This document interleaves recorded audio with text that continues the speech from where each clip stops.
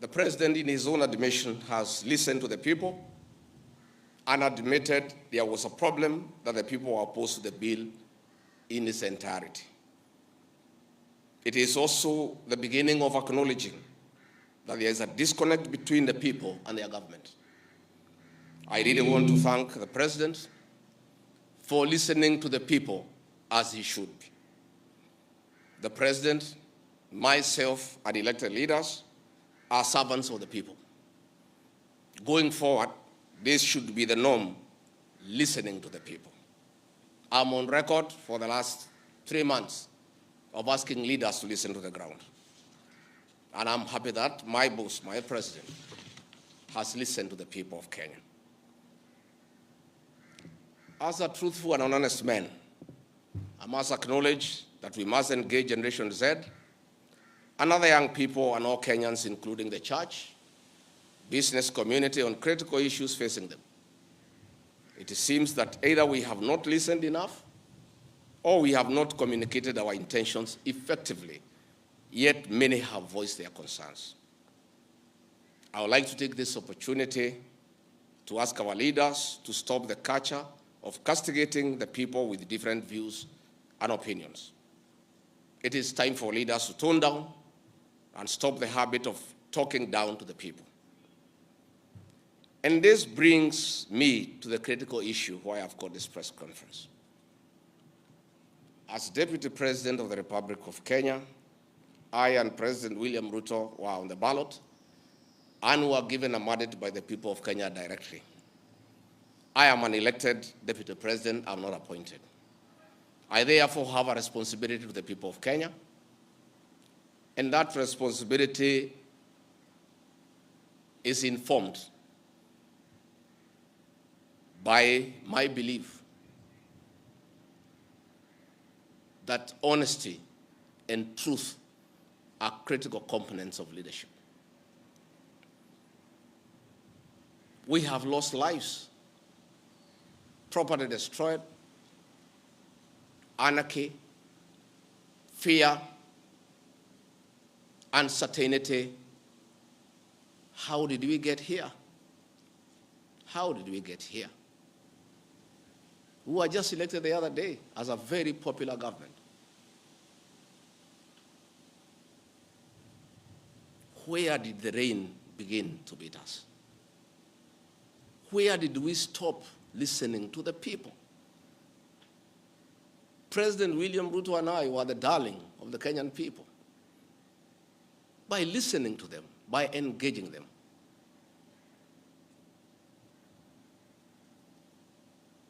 And as a government, we have established institutions to ensure we not only listen to Kenyans, but also genuinely understand their concerns.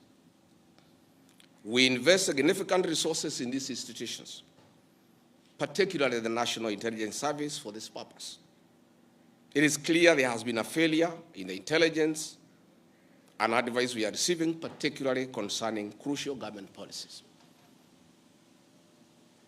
The President of the Republic of Kenya today has admitted that it has come to his attention that the people of Kenya did not want anything to do with the Finance Bill 2024.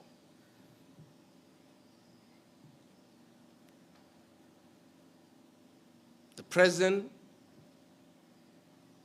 has now agreed that we need to listen to the people. And I sympathize with my boss, President William Ruto, because this information was not available to him. I know President William Ruto. Had he known 2 months ago that the people of Kenya did not want anything to do with the Finance Bill 2024, he would not have asked his parliamentary party to push it through. Yet, we have an organization paid by the public to give him and government such information. And that is where the problem is. We have a dysfunctional National Intelligence Service that has exposed the President, the government, and the people of Kenya. Had the National Intelligence Service briefed the President 2 months ago about how the people of Kenya feel about the Finance Bill 2024, so many Kenyans would not have died. Property would not have been destroyed. Offices would not have been touched. There would have been no mayhem. But they slept on the job. It had to take people to die, property to be destroyed, protests across the country for the president to know the truth of what the people of Kenya feel. Yet, there is an organization paid for by the public to brief the president and the government about the feeling of the Kenyan people. Officers of the National Intelligence Service, officers of the National Police Service have told me in confidence they did not get advance intelligence briefs about the magnitude of the protest in Eldoret, in Kericho, in Nairobi, in Githurai, in Embu, in Nyeri. Since independence, there has been protests around Parliament. Never have protesters invaded and gotten inside Parliament. Senior officers have told me in confidence they did not have an advance intelligence brief about the intensity of the protest so that they prepare in advance. The National Intelligence Service slept on the job. And the problem is simple. The Director General of the National Intelligence Service, NOORDIN Haji, was a junior officer in the National Intelligence Service before he was appointed as DPP. When he was appointed to the office of the Director General, because of inferiority complex, he chased away all the people who were senior to him when he was in the service, therefore crippling the capacity of that service and making it dysfunctional. 3 directors were chased away and reassigned to desk jobs in ministries across government.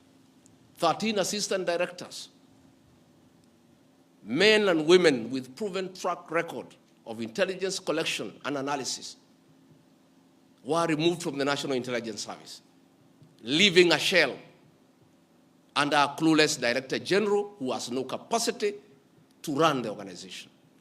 And that is why the security sector was caught off guard by the intensity, the anger of the Kenyan people, the agitation of the Kenyan people,